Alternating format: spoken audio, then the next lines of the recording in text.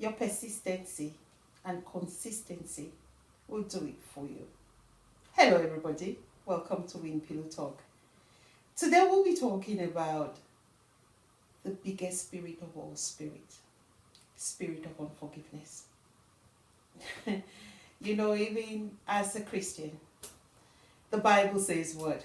Forgive our trespasses, Lord, as we forgive those who trespass against us. It's so sad that so many of us are quick to ask for forgiveness from God, to ask for forgiveness, to ask for His mercy, to ask for directions, to ask, but you will not forgive your brother.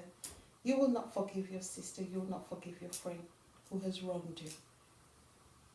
But we have a typical example where we have been told, Lord, forgive me as I forgive so-and-so person, as I walk in forgiveness. Okay, if God has forgiven you and you don't want to forgive some other person, why do you think God should answer your prayers? Why do you think God should even honor what you're saying or what you're doing? Sometimes we all know how to pretend. When you say you're forgiving somebody and you see the person coming, you twist your face and turn the other way. And you see the person coming, you pretend not to have noticed them, but you actually have. But there is something inside you that's eating you up. Oh, we all have been there. Something is eating you up. It's not eating the person.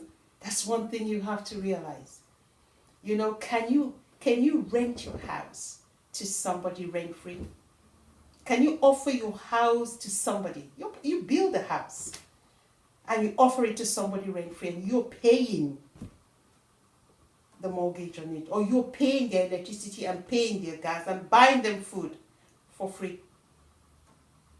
That's what unforgiveness does to you.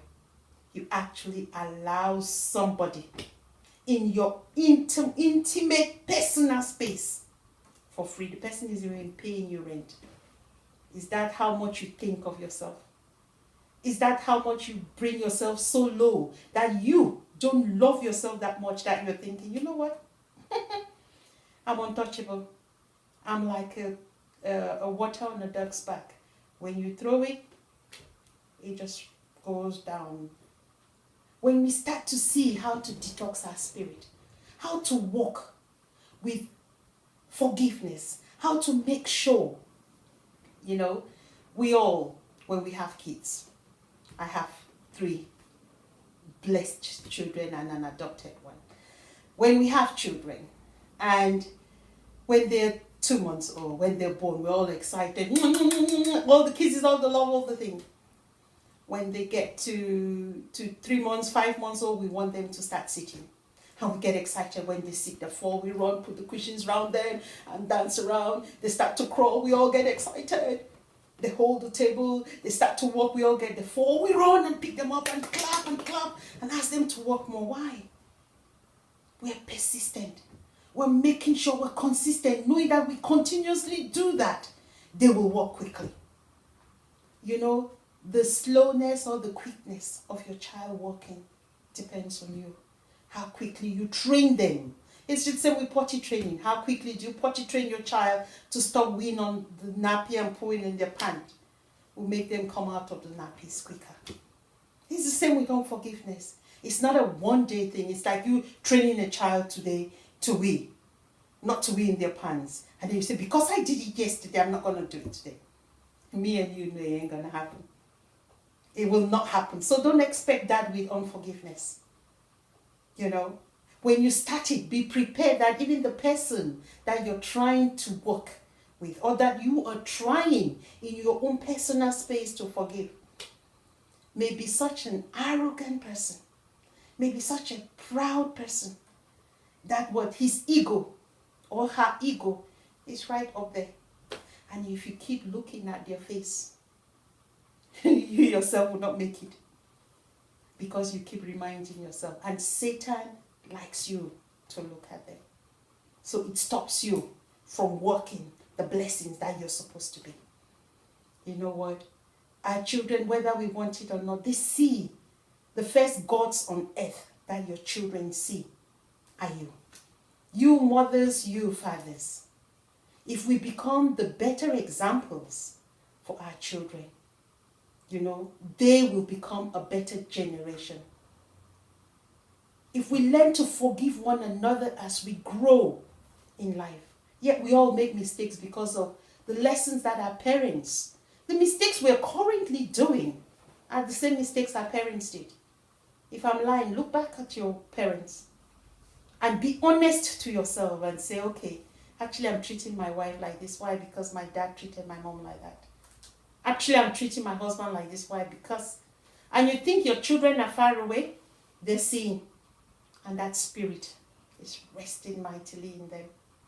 And that's why we start to allow, we blame governments on our children. Our children are not doing well because of this government or because of this school. It has nothing to do with them. Those are external factors. It depends on you. It depends on me. What values are we putting in our children? When you are stealing, when you are cheating, when you are lying, when you are arrogant, when you are proud, those spirits rest in your house. When your child goes up there, he starts to be arrogant, he starts to steal, he starts to cheat, he starts to be proud, and then you want to beat them, start with you. When you fix your children will learn, and they'll become better citizens for a nation. What footprints are you and me leaving back into the world? Look at the footprints your parents left back. Learn from them. We move from one generation to another generation. You can't make the same mistakes that you've seen already, and you see the consequences, and you're bringing it into this, and you're expecting your children will not make the same.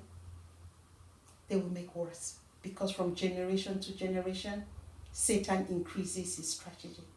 Satan increases his power and his grip on us and our children. You need to think differently. And it all starts with one thing: your thought. As you think is where you will end. You cannot think differently and end at a different place. Completely not. Cleanse your thoughts. You'll learn to say very few, I am sorry. I have a principle in life and something I'm practicing. Join me and practice with me. I told myself the beginning of this year, I was so determined not to say I'm sorry. Not in an arrogant way, but in a way that I detox my spirit to do the right things. And sometimes even saying I'm sorry is normally when somebody has wronged me and Satan comes to remind me that, hey, you girl, you're being a doormat, that I need to say I'm sorry. So I quickly drive that spirit away.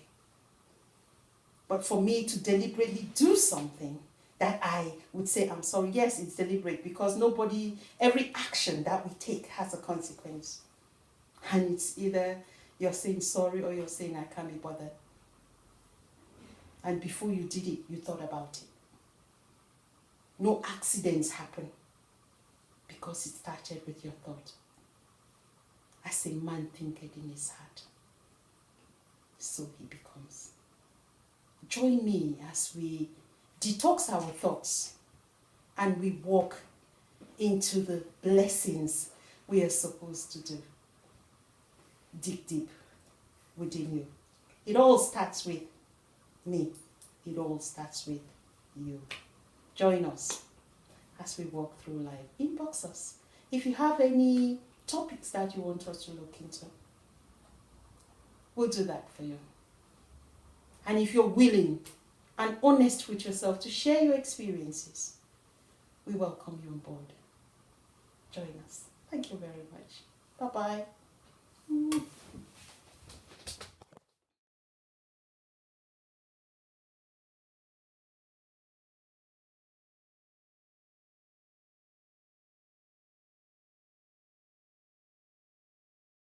Stay with us.